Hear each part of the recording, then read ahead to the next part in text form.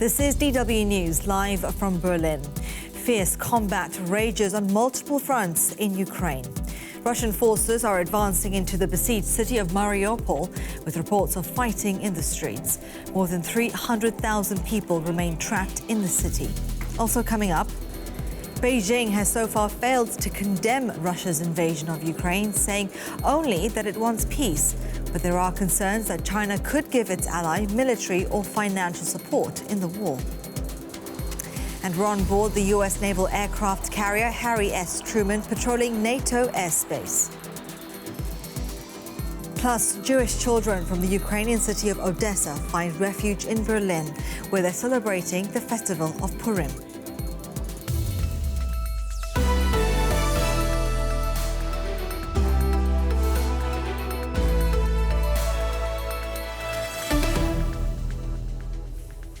I'm Raheela Mahomed. Welcome to the program. Russian forces have entered the center of the besieged city of Mariupol, a key port in the southeast that's been under attack for several weeks. Taking Mariupol is seen as a key strategic move for Moscow that would open up a land corridor between Russia and Crimea. Ukrainian troops are now fighting with Russian forces over the Azovstal plant in Mariupol, one of the largest steel plants in Europe. A warning: some viewers may find some of the images in this report disturbing. Ukraine's port city of Mariupol lies in ruins. This used to be a shopping centre. Now it's just a shell. Dead bodies litter the streets.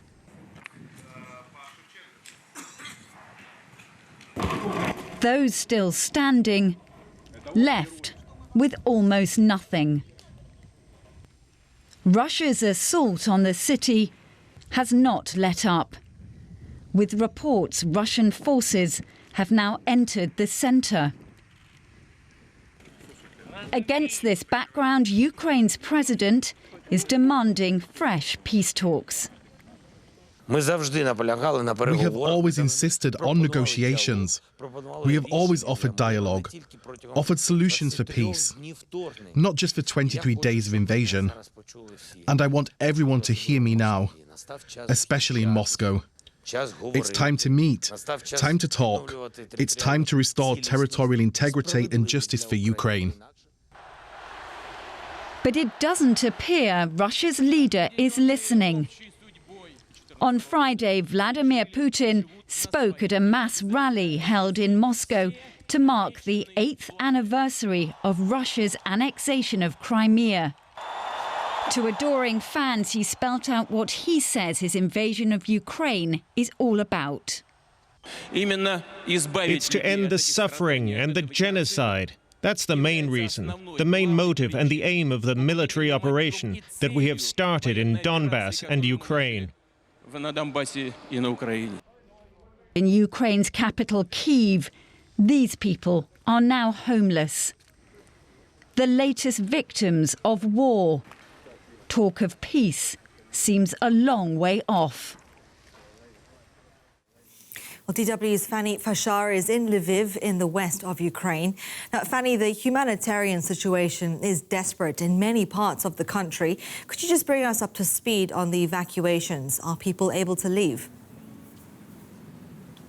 And unfortunately, it remains desperate for millions and millions here in Ukraine. Now, there was some positive news, however, by the Deputy Prime Minister of Ukraine, who said that some of those humanitarian corridors that were set up today, that some of them actually worked in parts of the Luhansk region, so in Donbass region, and also surrounding Kyiv. However, when it comes to Mariupol, and we have seen that report before, the situation really remains very dire. In fact, what the Ukrainian authorities claim is that buses that are supposed to go into Mariupol and basically help evacuate people were not let in, allegedly not let in by Russian forces. We cannot independently verify if this is the case. What we do know, however, that hundreds of thousands of people remain trapped in Mariupol, and we know, of course, that the situation there with lack of electricity, lack of food is really a situation where you really wonder, and we have seen some reports there yesterday, just for how long people will be able to hold out out in such a situation.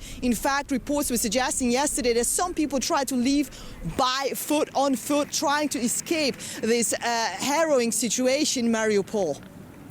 And where you are in Lviv, they've been taking in refugees from all over Ukraine in recent weeks. What's the situation when it comes to aid there?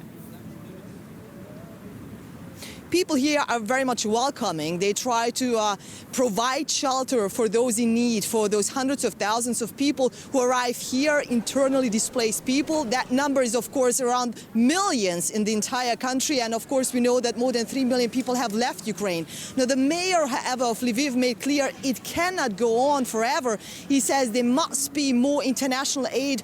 International organizations, he says, need to step up to actually help Lviv financially. And also, he says, it cannot continue that different places, schools, churches, etc., are being used as temporary shelter. He actually criticized international NGOs for underestimating, even prior to the full-scale invasion on February 24th, underestimating that this is going to happen and now not being prepared enough. While the UN says that, yes, they agree, there have been some challenges here, of course, on the ground to be operational, but at the same time, they also say that they've deployed tons of medical aid, for example, to Sumy. However, when you ask people here on the ground what's really necessary, they will tell you it's not financial aid by NGOs. What they want is to have this airspace closed so there's no shelling and no assault, basically, that continues to hit so many parts of this country. And Ukraine's President Zelensky has called for peace talks with Russia's President Vladimir Putin. What more do you have on that? We definitely do not have so far any reaction from the Kremlin. In fact, some observers say that Vladimir Putin is not going to have any direct talk with President Zelensky as long as not more territorial gain is made here on the ground. So even though this is something that President Zelensky has said over and over again, trying to reach out, and of course there have been various talks, various negotiations between Ukrainian and Russian delegation, at least for now, unfortunately, it doesn't look like that there is going to be any short-term consequence in terms of a ceasefire, be it just a limited ceasefire even, to get back to the first question, actually, to get that evacuation going on a much larger scale. In fact, for now, according to numbers here in Ukraine, only about 190,000 people could be evacuated from this very heavily shelled and encircled places and parts of Ukraine. So for now, there's no reaction to it from the Kremlin, and nobody knows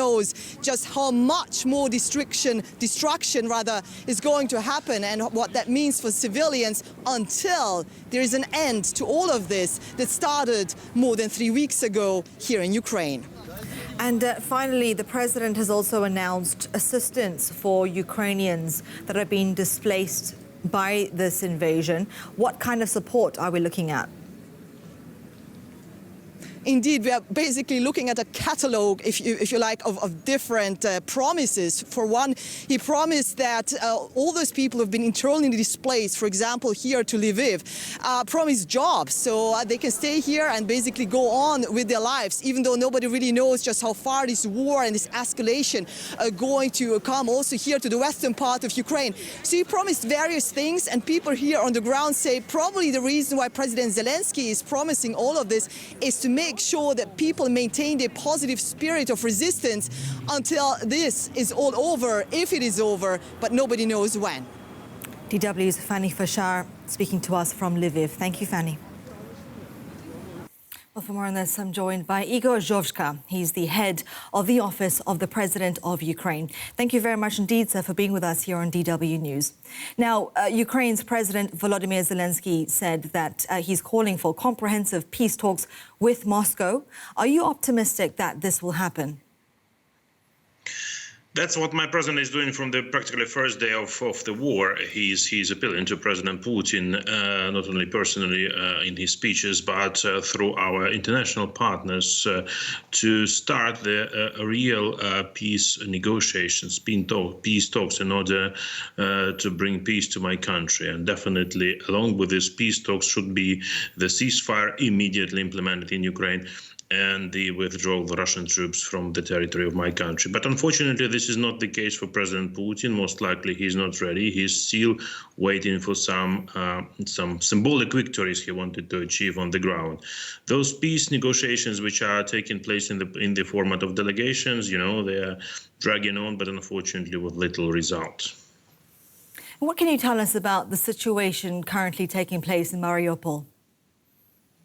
Well, the situation is worsening day by day, but a positive thing as we all finally started to evacuate people from the city because throughout the last 2 weeks, Russians refused to provide the humanitarian corridors to stop the shelling while the people evacuated.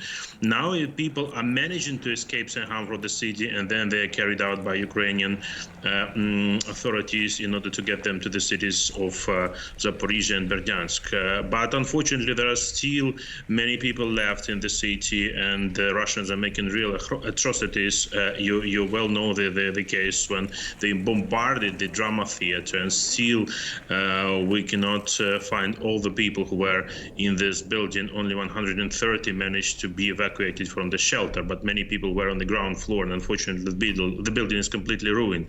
The same was about maternity hospital. You might remember when they bombarded and 3 people were killed, including 1 child. So the situation is awful. It's a humanitarian catastrophe because people are without water, without food, without electricity, without medicine, and all the world should pay attention to what is going on in the city. It's practically the blockade and the humanitarian atrocities.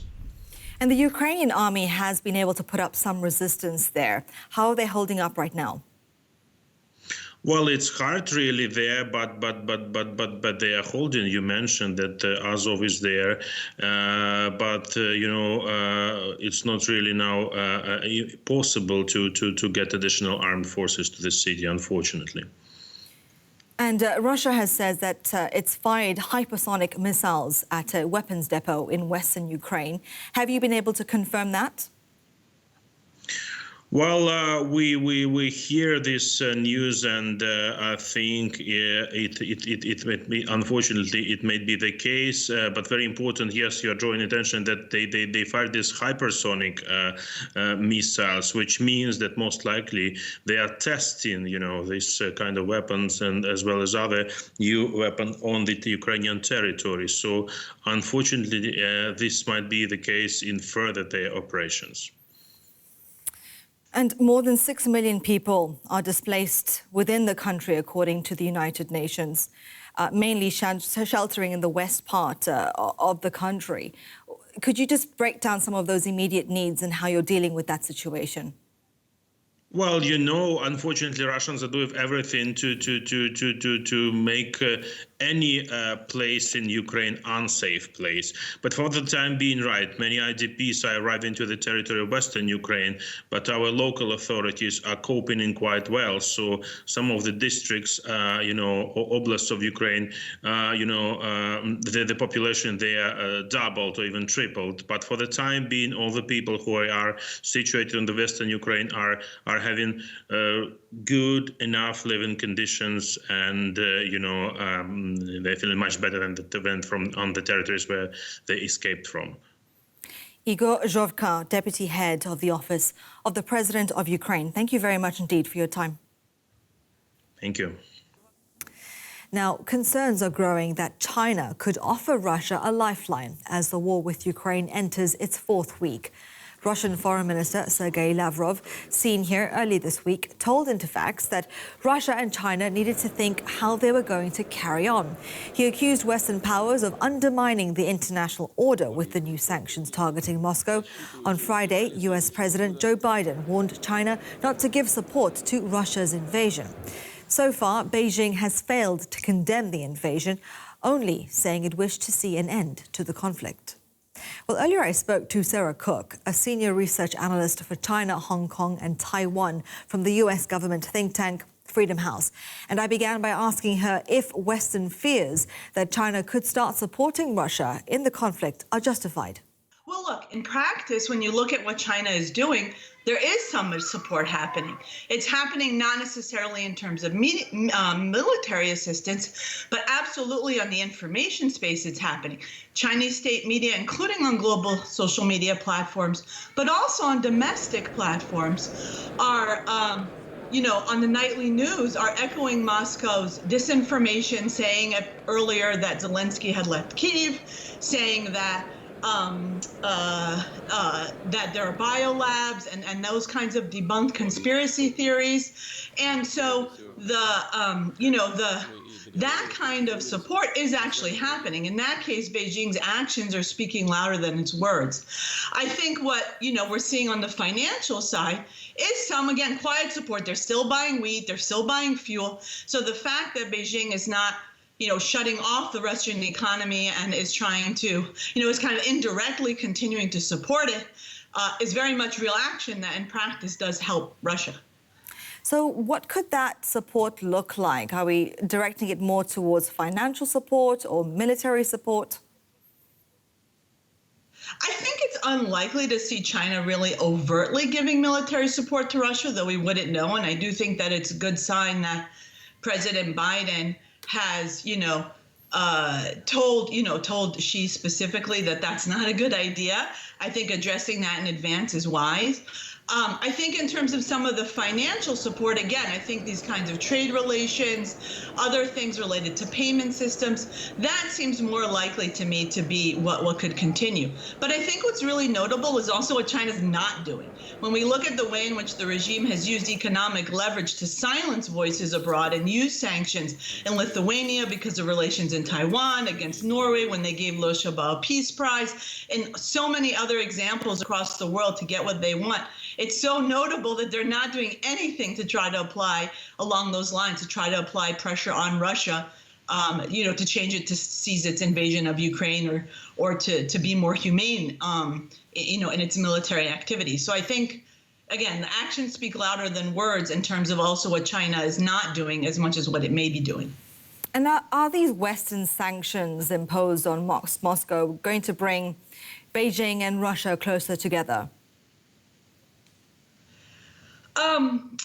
I think it's certainly pushing Russia closer to China. I think China probably in a lot of ways kind of wants this all to go away. They're facing their own COVID crisis with Omicron now actually really spreading in China. So I think it's certainly pushing Moscow closer to Beijing. I think we'll have to see, again, in what ways that type of assistance takes form, whether it's in terms of payment systems, trade. I think also just things like you're seeing the Russian internet with the increased censorship starting to mirror the Chinese internet a bit more. So how much of that model or any assistance there is provided. So again, I think it might be more along those types of things and things that may be more directly related to the actual conflict in Ukraine. Because it's really important to the Chinese regime to be able to at least retain a facade of neutrality from that perspective. Russia says it has used a hypersonic missile to destroy a warehouse of weapons belonging to the Ukrainian army. The Russian military released images of what it said was a warehouse being destroyed, but did not say if this was the building in question. It also showed cockpit video of Ukrainian military vehicles being targeted. Moscow says its hypersonic Kinjal missiles can travel up to 2,000 kilometers at several times the speed of sound, allowing them to evade defense systems. Well, the use of those missiles is almost certain to heighten concerns within NATO. The alliance is currently sending more troops to its eastern border. The US alone will soon have more than 100,000 troops across all of Europe, a presence not seen on the continent in almost 20 years. And it's not just on land. American ships are underway in the European waters, including the aircraft carrier Harry S. Truman. DW's Stephen Beardsley was on board the ship in the Mediterranean and sent us this report. The constant whine of jet engines, day and night aboard this carrier. The USS Harry S. Truman launches FA-18 Super Hornets like these daily to patrol NATO's eastern flank for stray Russian jets.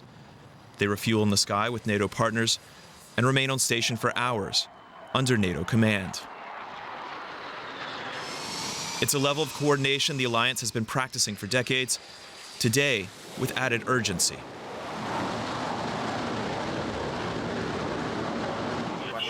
Below decks, the pressure is always high. Now, the chance of an encounter with Russian aircraft added to it.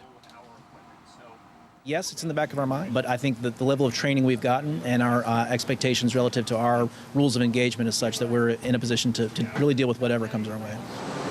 The Truman is more than air power. It's accompanied by missile-carrying destroyers, almost certainly a submarine. Thousands of sailors work to keep operations going. They've been at sea for months, and no one knows how long the deployment will last. Carriers like the Truman are a classic symbol of U.S. and NATO power projection, the ability to deliver military might almost at will around the world. For NATO members, that's reassuring. For the current conflict in Ukraine, all this firepower still doesn't have much use. NATO's focus instead has been preventing the war from widening. That's why the U.S. wants these deployments to be visible. It's why it invites reporters aboard.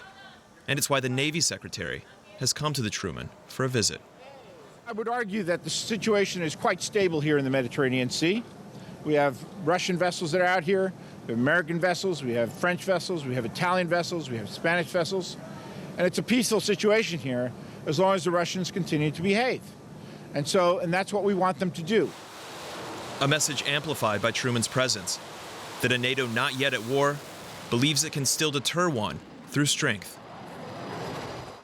Well, Stephen Beardsley filed that report and joins me in the studio.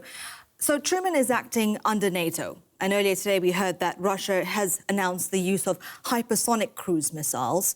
What message does that send to NATO?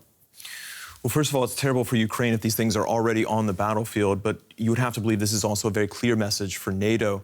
Russia and China have been seen as being very advanced in the development of these missiles. The U.S. a little bit further behind, so this will heighten those fears that this could be seen further in a conflict, and especially a widened one. These missiles are incredibly fast, they have a long range, and they are precise. And those things mixed together make them very dangerous, especially for larger ships like the Truman, like aircraft carriers. And so, it's been said for a number of years now that the aircraft carrier may actually be on the way out in an era of precision missiles. And I think this will help raise those fears. And what was the mood like amongst the sailors and pilots you met? Yeah, I mean, it's hard to say in one sense because you're brought onto an aircraft carrier only for so much time. You're escorted around by the military. They have you talk to those that they want you to talk to, and they have a message that they obviously want to send. As I said in the report, they want to project strength. They want to project resolve. I have been on aircraft carriers before. I have been on other ships, and I would say that I didn't really sense that there was any sort of war footing or anything like that. This is, a bunch of guys who are, a bunch of men and women who are, frankly, carrying out their missions and who are doing a number of things. This air patrolling that I referenced there, that's only one of the things that they're doing. And over the years, we have seen a number of Russian incursions into NATO territory. So that in of itself isn't new. So there's probably a lot of lessons passed down because of that. But of course, the situation is heightened right now. The tensions are heightened. And of course, you fear any sort of mistake if there is some sort of encounter. Some might see this patrol as possible escalation. What's your assessment? Yeah, I mean, NATO is a defensive alliance for Europe. And, its job is to reassure that in case this war widens, that there will be a response. And the paradox of military operations is that you often have to show a lot of strength and deploy a lot of things to ensure that nothing happens. That's sort of the paradox of deterrence. But of course, that also means that, again, if there's a mistake, if anything goes wrong, if someone makes a bad judgment, then when you have all this military material out there, then it could be consequential. And that's why these guys train all the time. That's why they take it very seriously. But these military alliances, this is what they're there for, is that constant reassurance, that constant message of we are there. Okay, Stephen Beardsley, thank you very much. This is DW News, live from Berlin. Coming up next is reporter taking a closer look at the situation in Ukraine. You can also find much more news analysis and video on our website, dw.com, and live stream us on YouTube. I'm Raheela Mahomed. Thanks for watching. I'll see you soon. Bye-bye.